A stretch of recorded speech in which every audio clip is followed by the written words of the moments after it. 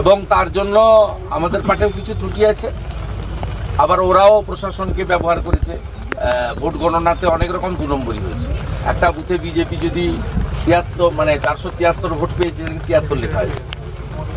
এখানে যারা কাউন্টিং টেবিলে ছিল, এআরও টেবিলে, কেন্দ্রীয় সরকারের স্টাফ আমাকে নিজে 10টা বুথের নাম দিয়ে বলেছে মেশিনে যা বেরিয়েছে স্লিপে কম লিখেছে, চুরি করে হারিয়েছে।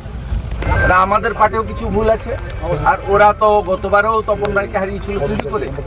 আমি নিজে জানি, আমি তখন তৃণমূলের সঙ্গেই ছিলাম। মমতা ব্যানার্জি নবান্ন থেকে ডিএমকে দিয়ে চন্দ্রকোনা বিধানসভার 17টা মেশিনকে খারাপ করে জিতেছে। এবারেও শেষের দিকে আমি তোমার জেলা সভাপতিকে ফোন করে জানিয়েছি যে ভোট গণনার 45 দিনের মধ্যে ইলেকশন পিটিশন করা যায়। ইতিমধ্যে আমাদের রেখা করেছে, হিরণ করেছে। এখানে আমাদের অরূপকান্তি দিগর যদি ইলেকশন পিটিশন করে রিকাউন্টিং চায়, কোর্ট থেকে অর্ডার করে, আমি দায়িত্ব নিয়ে বলছি অন্য ফল। নমস্কার।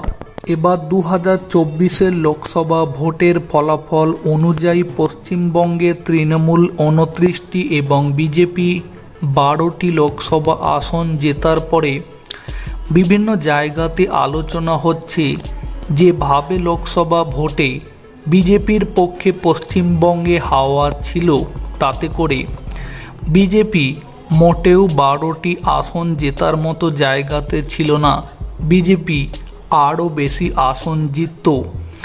এই সমস্ত আলোচনা যখন চলছে, তখন বিজেপির এই 12টি আসন জেতার পেছনে অনেকে যেমন বলছেন যে তাহলে কি লোকসভা ভোটে পশ্চিমবঙ্গে তৃণমূলের ছাপ্পা ভোটের পরিমাণ বেশি হয়ে গেল, নাকি লোকসভা ভোটের ভোট গণনার দিনে তৃণমূল সরকারি আধিকারিকদেরকে কাজে লাগিয়ে গণনা টেবিলে আসল খেলাটা খেলে দিল বলে বিজেপি 12টি আসনে আটকে গেল। এখন ঘটনা হচ্ছে, গতকালকে পশ্চিমবঙ্গের বিরোধী দলনেতা শুভেন্দু অধিকারী তিনি আরামবাগ লোকসভা কেন্দ্রের খানাকুল এলাকাতে গিয়েছিলেন। লোকসভা ভোট পরবর্তী যে হিংসার ঘটনা সামনে এসেছে, সেখানে পশ্চিমবঙ্গের সাধারণ জনগণ, বিশেষ করে আরামবাগ লোকসভা কেন্দ্রে বিজেপির যারা কর্মী সমর্থক আছেন, আক্রান্ত ওই সমস্ত বিজেপি কর্মী সমর্থকদের সাথে তিনি দেখা করতে গিয়েছিলেন। শুভেন্দু অধিকারী আরামবাগ লোকসভা কেন্দ্রের খানাকুল বিধানসভা এলাকাতে যাওয়ার পরই যেটা বলেছেন, যেভাবে গণনার দিনে তৃণমূল গণনা কারচুপি করে জিতেছে, সেটা সত্যি অভাবনীয়।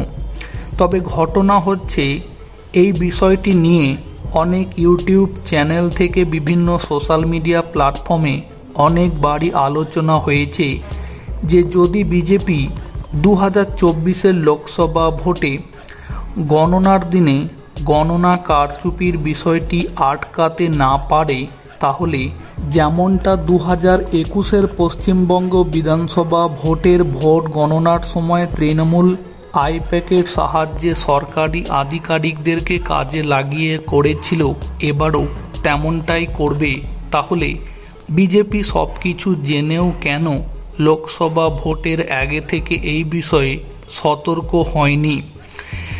গতকাল শুভেন্দু অধিকারী এটাও জানিয়েছেন, যেভাবে অন্যান্য লোকসভা আসনগুলির মতো একই রকমভাবে আরামবাগ লোকসভা কেন্দ্রের বিজেপি প্রার্থী অরূপকান্তি দিগরকে গণনাতে কারচুপি করে হারানো হয়েছে, তাতে এই বিষয়ে যদি আরামবাগ লোকসভা কেন্দ্রের বিজেপি প্রার্থী অরূপকান্তি দিগর মহামান্য আদালতে মামলা করে, তাহলে তিনি তাকে সব রকমভাবে সাহায্য করবেন।